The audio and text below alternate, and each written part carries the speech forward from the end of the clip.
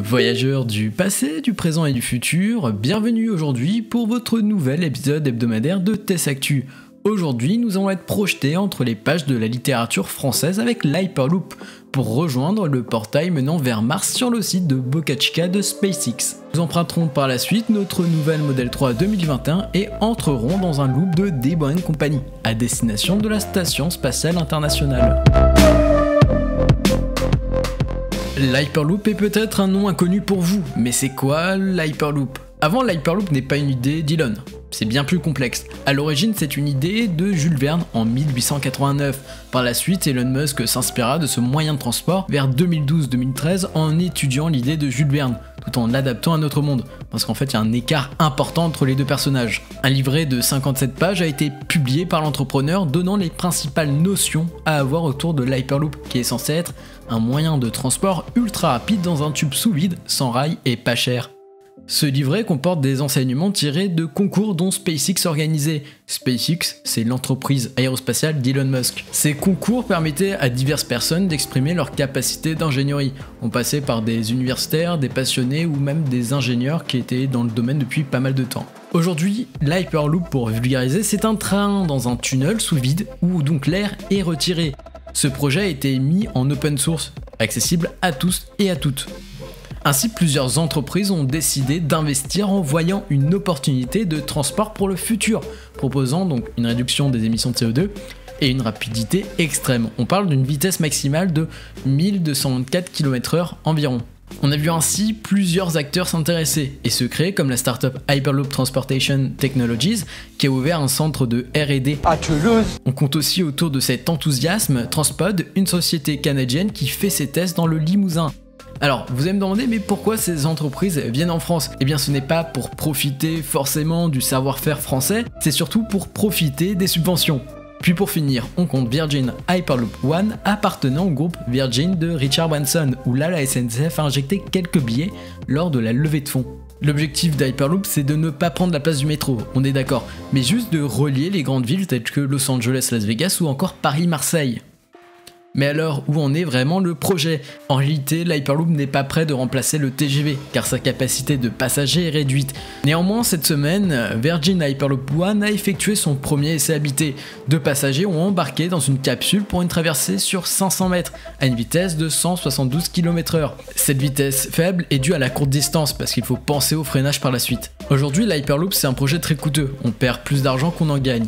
Beaucoup de personnes s'accrochent encore à cette volonté d'aller jusqu'au bout. Mais maintenant, est-ce qu'il y a un marché potentiel ? Le futur nous le dira.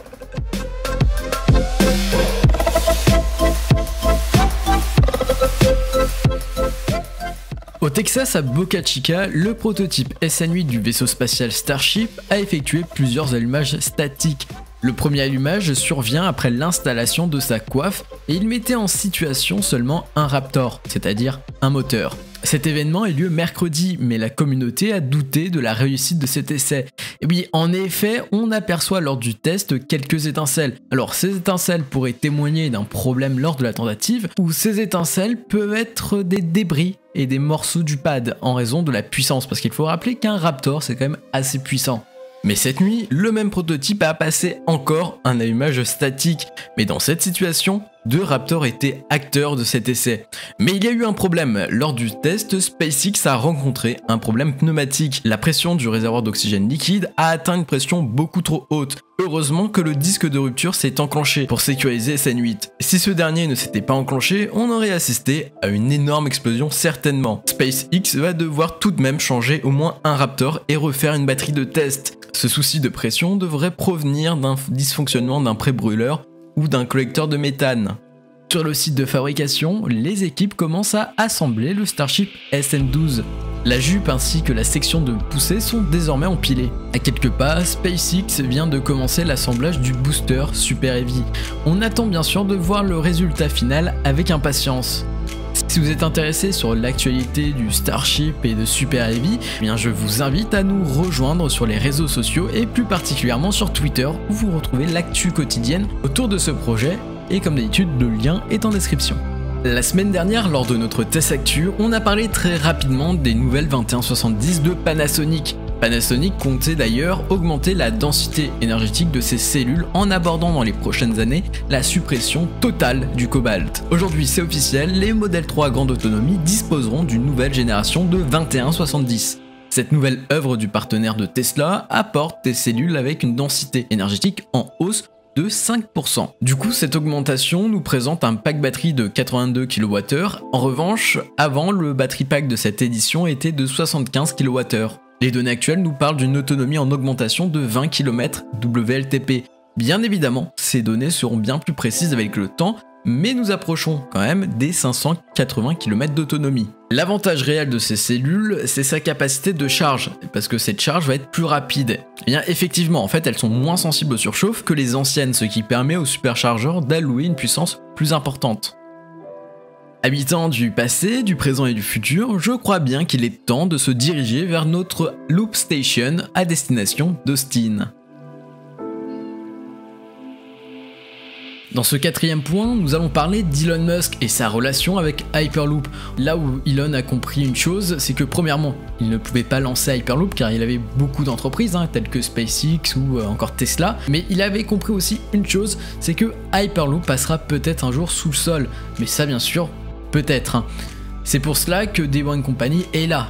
L'entreprise sera là pour apporter une expertise quand le marché Hyperloop sera concret, parce qu'aujourd'hui ce n'est pas le cas. Deborah & Company est l'entreprise qui innove les méthodes de fabrication de tunnels. Ils améliorent les procédés avec un objectif de réduction des coûts et de l'empreinte carbone. Imaginons que les projets Hyperloop ne voient jamais le jour. Eh bien, Deborah & Company ne va pas attendre que le Papa Noël arrive et hop, oh, un Hyperloop. En fait, la réalité là, c'est que l'entreprise de Musk a d'autres produits en passant de simples tunnels pour piétons, aux tunnels pour conteneurs ou bien au fameux loop. Le loop, c'est un système de transport souterrain pour véhicules permettant d'atteindre des vitesses de 200 km/h. L'objectif, c'est de fluidifier les zones d'entrée vers les villes et aussi les déplacements en ville. Pour l'instant, le premier loop situé à Las Vegas devrait ouvrir en janvier 2021 lors du CES. Même si la presse française dit que ce projet est foutu, eh bien non, Deborah & Company continue ses opérations là-bas. Nous savons que Deborah & Company aimerait plus tard relier aussi Las Vegas à Los Angeles. Mais il y a quelques mois, Elon Musk nous a parlé d'un potentiel loop à la Terrafactory du Texas. Et cette semaine, l'entreprise a annoncé qu'elle allait débuter prochainement des opérations à Austin au Texas. On ne se dirigera pas vers un Hyperloop, mais vers un loop. Le but sera certainement de desservir Austin d'abord et ses environs, mais aussi de fluidifier les accès à la Terrafactory, car ce site va accueillir de nombreux salariés. Quand nous regardons Berlin, l'État est en train d'investir de nombreuses sommes pour le développement des transports en commun ainsi que des voies menant à la Gigafactory 4. Le problème, c'est que très peu d'Allemands vont vraiment utiliser ces voies et ces transports, ce qui fait un petit peu mal à l'Allemagne. Pour la Terrafactory, Tesla souhaite apporter en fait un réseau de loop avec des Boeing qui peut profiter à la ville d'Austin, la rendre peut-être plus attractive pour d'autres business tels que des startups ou autres. Bon, une petite actualité flash vient d'arriver dans le loop. Elon Musk a annoncé qu'il avait des symptômes typiques d'une grippe, mais que ces symptômes se rapprochaient aussi de la Covid-19. Vous savez, la maladie et le virus qu'on se tape depuis pas mal de mois. L'entrepreneur a quand même longtemps douté des tests PCR et aujourd'hui, il nous rapporte qu'il a effectué 4 tests antigènes pour le dépistage de la Covid, mais qu'il a eu 2 positifs et 2 négatifs. Ces tests se sont déroulés dans le même labo avec la même infirmière. Donc bon, c'est un petit peu bizarre tout ça. Prochainement, Elon devrait faire des tests PCR dans différents labos. Bon, on espère que sa santé s'améliorera prochainement. Pour rappel, SpaceX a beaucoup travaillé avec des universitaires sur le virus autour de la recherche. Et Elon nous avait même rapporté que sur les tests PCR au sein des employés Tesla, ils avaient remarqué 50% de faux positifs, ce qui témoigne d'une fiabilité non exceptionnelle. Une petite anecdote, Tesla produit des fabriques d'ARN pour le labo CureVac qui travaille sur un vaccin.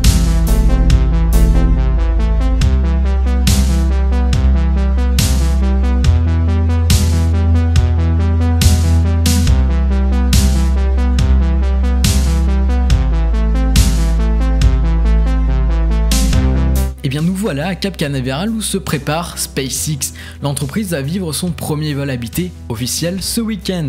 Lors de la mission Crew One, l'entreprise enverra sous contrat de la NASA et de la JAXA 4 astronautes, donc de l'agence spatiale américaine et de l'agence spatiale japonaise sur l'ISS. Comme d'habitude, ils utiliseront une Falcon 9, le booster reviendra se poser en pleine mer sur la barge autonome, bref, la routine. La capsule en haut de cette Falcon 9 se nomme Résilience et elle apporte de nouvelles améliorations suite au retour d'expérience des astronautes Bob Behnken et Doug Hurley, les astronautes du vol de démonstration 2.